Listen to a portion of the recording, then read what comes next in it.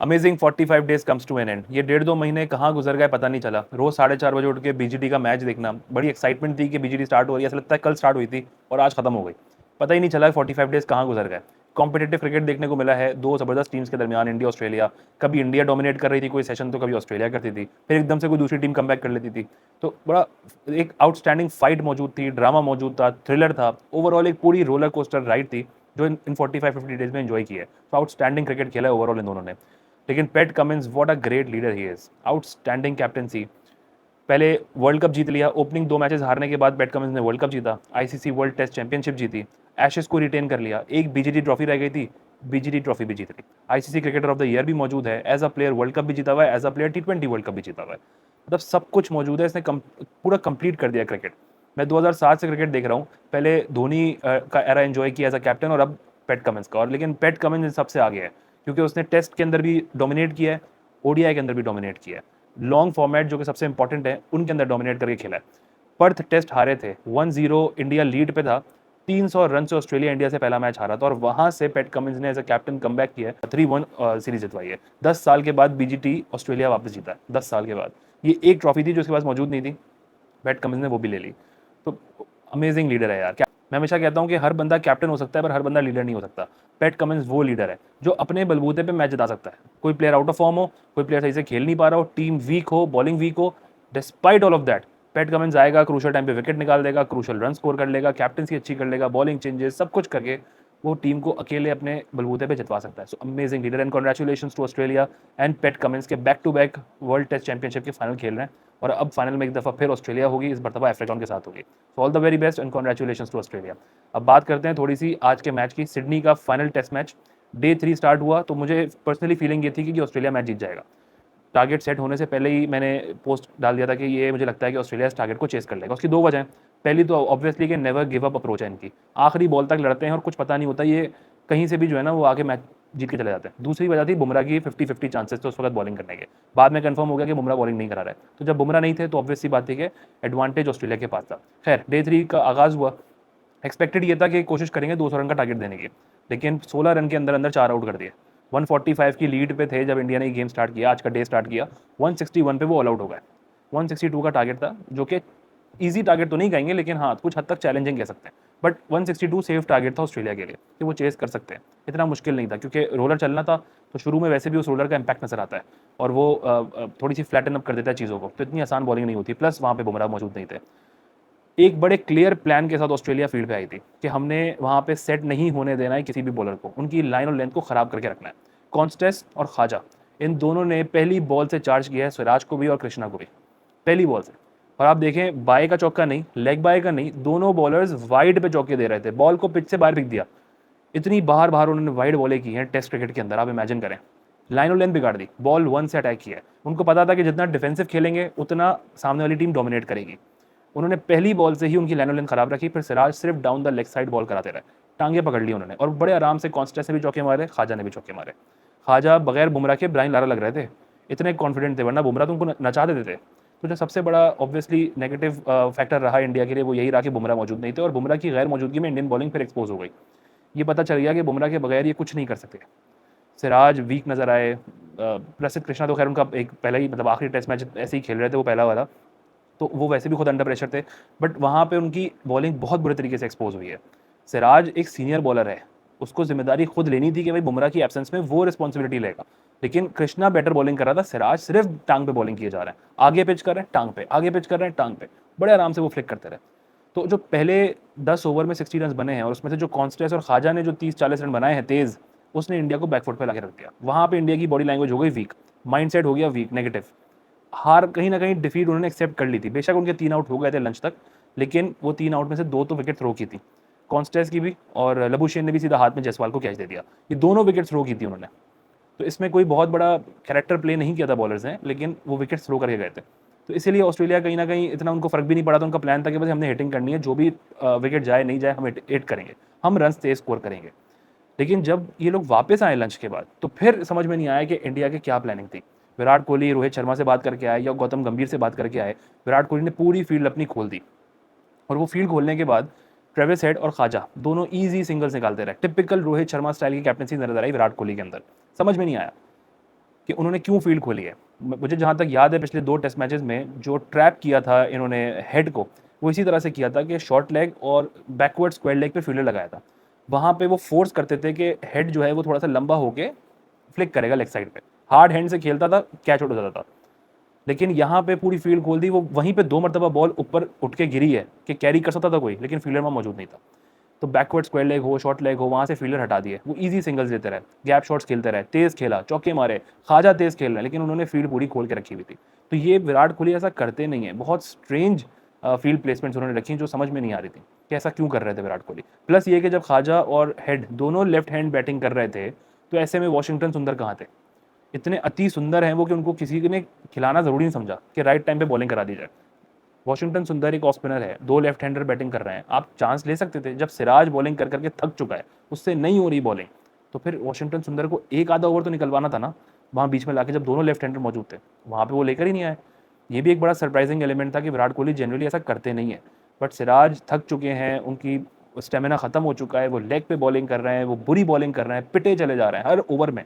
On average वो 7 से 8 run पर ओवर चल रहे थे इस वक्त टेस्ट क्रिकेट के अंदर, लेकिन कोई बॉलिंग चेंजेस नहीं थी, सिर्फ सिराज और कृष्णा, सिराज और कृष्णा। तो विराट कोहली की कैप्टनसी बहुत सरप्राइजिंग थी। अब ये पूरी बीजीटी के बाद 4 लोग जो है ना, they should be held accountable, उनको 4 को बिठा के ना क्वेश्चन करना चाहिए। दैट इज रोहित शर्मा, विराट कोहली, रविंद्र जडेजा और गौतम गंभीर। ये गौतम गंभीर के अपने अल्फाज हैं कि हम वो टीम बनेंगे जो एक दिन में 400 करे और एक दिन में 10 आउट भी कर दे। 400 तो हुए नहीं, 10 आउट कैसे करेंगे जब आपके पास कोई दूसरा बॉलर ही मौजूद नहीं है। ओवर डिपेंडेंसी है इनकी जसप्रीत बुमराह के ऊपर। रोहित शर्मा के पास तो कोई प्लान ही नहीं था अदर देन बुमराह को ओवर दे दो, बुमराह आओ बॉलिंग कराओ। सिराज कहते हैं आई बिलीव इन जस्सी भाई, अपने ऊपर कब बिलीव करेंगे, खुद कब रिस्पॉन्सिबिलिटी लेंगे। इतना सीनियर बॉलर हो चुका है सिराज, लेकिन फिर भी पथेटिक बॉलिंग, बस इशारे करने हैं, थोड़ा सा वो छपरीपन करना है कि जी मैं सबको खामोश करा दूं, लेकिन बॉलिंग अच्छी ना करूं। हर फड्डे में घुस जाऊंगा लेकिन बॉलिंग अच्छी ना करूं। तो रोहित शर्मा के पास तो बुमराह का कोई प्लान ही नहीं है। गंभीर कहते हैं 10 आउट करेंगे, कौन करेगा 10 आउट? कौन है 10 आउट करने वाला बॉलर इनके पास बुमराह के अलावा? बुमराह बेचारे का खून चूस लिया इन लोगों ने। 4th टेस्ट मैच में उसने थक के बोल दिया था जोर नहीं निकल रहा है। 56 ओवर्स बॉलिंग की है बुमराह ने। आपको पता है अगर आप आईपीएल भी खेलते हैं तो 2.5 महीने का आईपीएल होता है। एक टीम अगर एक मैच संडे को खेलती है, फॉर एग्जांपल मुंबई इंडियंस अगर संडे को खेलती है तो अगला मैच उसका अगले संडे को होता है, एक हफ्ते का गैप होता है। अगर एक टीम नॉकआउट को हटा दे, 14 मैचेस खेलती है, उसमें हर मैच में अगर बुमराह 4 ओवर भी कराएं तो 14 मैचेस में वो 56 ओवर्स करेंगे, लेकिन 2.5 महीने के टाइम पीरियड पे, यानी 75 डेज लगा लें, 70 डेज में वो 56 ओवर्स करते हैं। लेकिन उन्होंने एक एमसीजी टेस्ट में 4-5 दिन में 56 ओवर्स किए हैं, 56 ओवर्स बॉलिंग की है, एक इनिंग्स में 26 ओवर्स। उनका पूरा जूस निकाल दिया था, उनकी हालत खत्म हो चुकी थी। अब इतनी हालत खत्म हो गई कि बैक स्पैज्म की वजह से वो एज अ कैप्टन आखिरी मैच में बॉलिंग नहीं कर सके, क्रूशल टाइम पे। ये वो टाइम था इंडिया ने कमबैक कर लिया था। बुमराह होते तो शायद वो ऊपर से 2 आधी विकेट जल्दी निकाल देते तो ऑस्ट्रेलिया पे पहले प्रेशर पड़ जाता। ऑस्ट्रेलिया इतना अटैक नहीं करता अगर बुमराह होते, लेकिन बुमराह को इतना यूज़ किया है, इतनी डिपेंडेंसी है बुमराह के ऊपर कि रोहित शर्मा को लगता है कि बुमराह को लगा दो, वो 10 आउट कर देगा, मैच जीत जाएंगे। भाई अकेला बंदा 10 आउट नहीं कर सकता। क्वेश्चन करें। अब कई लोग ज़ाहिर है बुरा मान सकते हैं, मैंने अभी कल एक वीडियो डाली थी विराट कोहली पे, तो पर्सनली मेरे डीएम पे जो विराट कोहली के फैंस ने आके बातें की हैं मैं यहाँ शेयर नहीं कर सकता, लेकिन ये वही बात है कि इतनी इनकी पेड कैंपेन चलती हैं लोगों की सोशल मीडिया के ऊपर कि इनके फैंस ब्रेन वॉश्ड हैं बिल्कुल, चाहे कोहली के हो चाहे शर्मा के हो। देखिए बहुत बड़ा प्लेयर है विराट कोहली, इसमें कोई दो राय नहीं है, बहुत बड़ा प्लेयर है रोहित शर्मा, लेजेंड्स हैं ये लोग। लेकिन हर किसी का एक टाइम होता है ना, टाइम टू मूव ऑन, कोई बुरी बात तो नहीं है इसमें। टंडोलकर भी बहुत बड़ा प्लेयर है, वापस ले आए उसको टीम में, फिर हो गया ना, आगे निकल गए वो। पॉन्टिंग भी बहुत बड़ा प्लेयर है, सबका एक टाइम होता है। शर्मा और कोहली का टाइम अब खत्म हो चुका है, अब उनमें वो बात नहीं रह गई है। अब कई लोग हों गालियां दें, बुरा भला कहें, जो भी कहें, लेकिन इनका टाइम अब हो चुका है पूरा। बुमराह को यूज़ कर रहे हैं, टीम इंटरनल पॉलिटिक्स चल रही है, एक पेज पे मौजूद नहीं है। अपनी बैटिंग के लिए शुभमन गिल को पहले बाहर कर दिया, उसके बाद फिर केएल राहुल को ऊपर नीचे कर दिया, शामी को लेकर नहीं गए, मुकेश शर्मा को खिलाया नहीं, रहाणे और पुजारे को बाहर कर दिया। रहाणे वो बंदा है जिसने बगैर कोहली के, बगैर बुमराह के, बगैर उमेश यादव के, बगैर शामी के, इनके बगैर बीजीटी जितवाई है 2021 में, जब कोहली बीच में से चले गए थे। उसको आपने बाहर कर दिया, उसकी कोई रिप्लेसमेंट ही नहीं है। T20 की परफॉर्मेंसेस पे स्क्वाड बन रही है। अब ये सवाल होने चाहिए, क्वेश्चन होना चाहिए, लेकिन गौतम गंभीर अभी भी कॉन्फ्रेंस में आते हैं तो फुल एटीट्यूड के साथ आके बैठते हैं और सबको ऐसे टेढ़े मेढ़े जवाब देना शुरू कर देते हैं। मतलब रस्सी जल गई बल नहीं टूटेगा, ये अकड़ हो गई है। गौतम गंभीर को लगता था कि 4 ओवर की जो लीग क्रिकेट होती है ना, उसमें बैठ कर मैं जो कोचिंग करता हूँ वही कोचिंग आके टेस्ट क्रिकेट में कर लूंगा तो शायद मैं टेस्ट क्रिकेट भी जीत जाऊंगा। 10 टेस्ट मैचेस खेले इंडिया ने लास्ट, उसमें से 6 टेस्ट मैचेस हारे हैं स्ट्रेट अवे और 1 साइडेड हारे हैं। न्यूजीलैंड और ऑस्ट्रेलिया डोमिनेट करके जीता है आपसे। एक ड्रॉ हुआ है गाबा में, वो भी बारिश की वजह से ड्रॉ हो गया, जो बच गया इंडिया, वरना वो भी जीत जाता ऑस्ट्रेलिया। 2 बांग्लादेश से जीते हैं और 1 पर्थ के अंदर। इतनी पथेटिक परफॉर्मेंस चलती आ रही है इंडिया की, इनको क्वेश्चनेबल होना चाहिए। रोहित शर्मा आके इंटरव्यू देते हैं, अगेन ये भी कोई स्टंट होगा पीआर का, जो उनको बुलाया गया इंटरव्यू देने के लिए, उन्होंने आके कहा कि मैं कहीं नहीं जा रहा। क्यों कहीं नहीं जा रहे आप? जब बाकी सब ड्रॉप हो सकते हैं टीम से, तो आप क्यों नहीं हो सकते? आपके पास तो कोई प्लान्स भी नहीं है, आपके पास कोई टीम ही नहीं है, कोई कॉम्बिनेशन ही नहीं है। रविंद्र जडेजा को खिलाते चले जा रहे हैं, खिलाते चले जा रहे हैं। 36 साल का रविंद्र जडेजा हो चुका है, ना बैटिंग हो रही है ना बॉलिंग हो रही है। किस कोटा पे वो खेल रहे हैं? फील्डिंग कोटा पे, वो भी खत्म हो चुका है।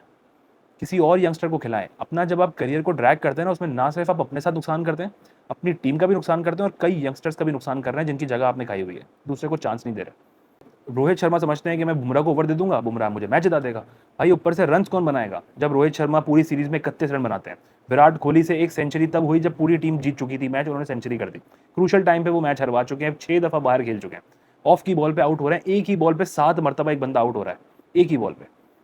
उसके बाद फिर केएल राहुल ऊपर से रन नहीं कर रहा है, शुभमन गिल रन नहीं कर रहा है, जडेजा रन नहीं कर रहा है नीचे से आके। तो फिर कैसे जीतेंगे आप? या बुमराह कैसे जिताएगा? आप चाहते हैं 100 रन बनाए और बुमराह आपको आगे जिता दे? पॉसिबल नहीं है, ये चांस ही नहीं है इस चीज़ का। इसी तरह विराट कोहली हैं, जब तक उनके रन बन रहे थे उनके ऊपर एग्रेशन सूट कर रहा था, लेकिन अब ये एग्रेशन 19 साल के बच्चे के ऊपर आप दिखा रहे हैं, परफॉर्मेंस आपकी निकल नहीं रही है, फ्रस्ट्रेशन की वजह से आप जाके कंधे मार रहे हैं, कवर ड्राइव लग नहीं रही, ऑफ साइड पे आउट हो रहे हैं ऑफ की बॉल पे, कवर ड्राइव की जगह जाके शोल्डर ड्राइव कर रहे हैं कि मैं शोल्डर हिट कर दूँ। सैंड पेपर वाली चीज़ें कर रहे हैं कि जेब में सैंड पेपर नहीं है मेरे, ट्रोल कर रहे हैं आप दूसरे प्लेयर को। ये स्टैंडर्ड तो नहीं है विराट कोहली का, इतने बड़े कैलिबर के प्लेयर का, जो क्रिकेटर ऑफ द डेकेड जीत चुका है, वो प्लेयर अब ट्रोल कर रहा है दूसरे प्लेयर को कि सैंड पेपर नहीं है, जेब से निकाल के दिखा रहा है। मतलब इतना लो लेवल स्टैंडर्ड नहीं हो सकता। तो इट्स इंपॉर्टेंट टू अंडरस्टैंड कि अब आपको फ्रेश माइंड की ज़रूरत है, फ्रेश लेग्स की ज़रूरत है। तो चाहे वो रोहित शर्मा हो, विराट कोहली हो, जडेजा हो, इनकी रिप्लेसमेंट्स आपको चाहिए होंगी। थोड़ा सा डाउनफॉल आएगा क्योंकि नया प्लेयर आएगा, उसके ऊपर प्रेशर होगा, लेकिन लॉन्ग टर्म आपको प्लेयर्स अब सेट करने होंगे कि भाई अगली WTC के अंदर आपको कौन से प्लेयर्स चाहिए, क्लैरिटी के साथ आना होगा। इसी तरह गौतम गंभीर को भी साथ बिठा के अकाउंटेबल रखना चाहिए, उनका एटीट्यूड ज़रा सा कम होना चाहिए। बैठ के कहते थे कि रवि शास्त्री को जीते नहीं है इसलिए उनको लगता है कि उनकी टीम बेस्ट है। रवि शास्त्री का एरा तो बहुत बेहतर था, बहुत बेटर था, इससे तो 1000 गुना बेहतर था। जहां आप अपनी होम सीरीज हार गए, 12 साल में बॉक्सिंग डे नहीं हारे थे, हार गए। 12 साल में होम सीरीज नहीं हारे थे, वो हार गए। न्यूजीलैंड से नहीं हारे थे, वो हार गए। व्हाइट वॉश नहीं हुए थे 28 साल में न्यूजीलैंड से, वो भी हो गए। बचा क्या है अब? और कौन से रिकॉर्ड्स रह गए जो बनने बनने मतलब टूटने बाकी रह गए, वो भी ऐसे रिकॉर्ड्स।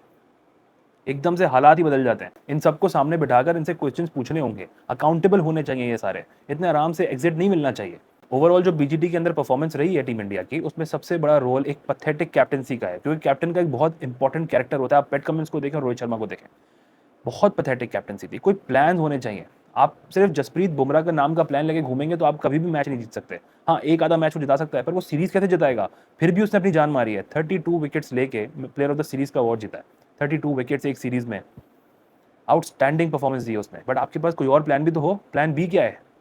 बुमराह नहीं है तो पीछे कौन है? अब आप देखें, बुमराह नहीं था तो पूरी टीम इनकी नई बॉल संभाल ही नहीं सकी, कोई परफॉर्म कर ही नहीं सका। तो रोहित शर्मा की पथेटिक और डिफेंसिव कैप्टनसी, इतनी टिमिड अप्रोच थी उनकी कि जिसकी वजह से टीम की बॉडी लैंग्वेज बहुत वीक नजर आई, नेगेटिव नजर आए। फिर भी वो कहते हैं मैं कहीं जा नहीं रहा। मतलब अगली WTC की साइकिल जून में शुरू होगी इंग्लैंड के साथ इंडिया की, तो क्या वो वहाँ भी खेलेंगे? क्या IPL में परफॉर्म करके वो वापस टेस्ट में आ सकते हैं? तो इट्स इंपॉर्टेंट टू अंडरस्टैंड कि हो गया है। बड़े प्लेयर्स हैं, हाई नोट पे एंड करें। हीरो बन के एंड होना चाहिए, विलन बन के नहीं होना चाहिए। इसीलिए इंडिया पाकिस्तान के प्लेयर्स को ना फेयरवेल नहीं मिलता, क्योंकि वो छोड़ना नहीं चाहते। उनकी क्रिकेट हो चुकी है पॉलिटिक्स की तरह, कि जब तक आवाम से गालियां नहीं पड़ेंगी कुर्सी नहीं छोड़ेंगे। तो जब आप कुर्सी नहीं छोड़ते तो आपको फेयरवेल भी नहीं मिलता, फिर आपको निकाला जाता है। फिर कहते हैं फेयरवेल नहीं मिला बड़े प्लेयर को। बड़े प्लेयर को फेयरवेल तब मिलेगा जब वो रिस्पेक्टफुली अपनी जगह को छोड़ेगा और कहेगा बस मैं जा रहा हूँ, और फिर वो अपनी आखिरी मैच खेल के इज्जत के साथ रिटायर होगा। लेकिन जब आप आखिरी दिन तक विलन बन के खेलोगे तो आपको कभी कोई फेयरवेल नहीं मिलेगा। तो यही चीज़ कोहली और शर्मा पे भी बनती है कि राइट टाइम पे रिटायर होना बहुत ज़रूरी है, हाई नोट पे। अपने कैरियर को ज़बरदस्ती ड्रैग करने से कुछ नहीं मिलेगा। Apart from that, Australia was outstanding. अगर वेबस्टर की बात करें, कॉन्स्टेस की बात करें, तो उनकी इंटेंट इतनी ज़बरदस्त नजर आई। वेबस्टर बड़े कॉन्फिडेंट नजर आए अपने डेब्यू पे, जो उन्होंने ज़बरदस्त परफॉर्मेंस दी है, ज़बरदस्त बैटिंग की है। Boland was out of the syllabus, 3 matches खेले हैं एंड 21 विकेट्स उन्होंने ली हैं। एक और आज 6 विकेट ले ली थी। He was out class, most underrated bowler है वो। हेजलवुड नहीं था तो उसी के कैलिबर का दूसरा बॉलर आ गया, एक ज़बरदस्त विकेट टेकिंग बॉलर। और विराट कोहली को तो अपना बनी बना लिया उन्होंने कि हर मैच में अगर विराट कोहली बैटिंग करने आ रहा है तो बोलैंड को बॉल दे दो, वो आउट कर देगा। तो ऐसी सिचुएशन बना दी है। तो Webster was outstanding, Boland, Travis head तो अगेन ज़बरदस्त, पैट कमिंस अमेजिंग लीडर यार, very well done and very well played.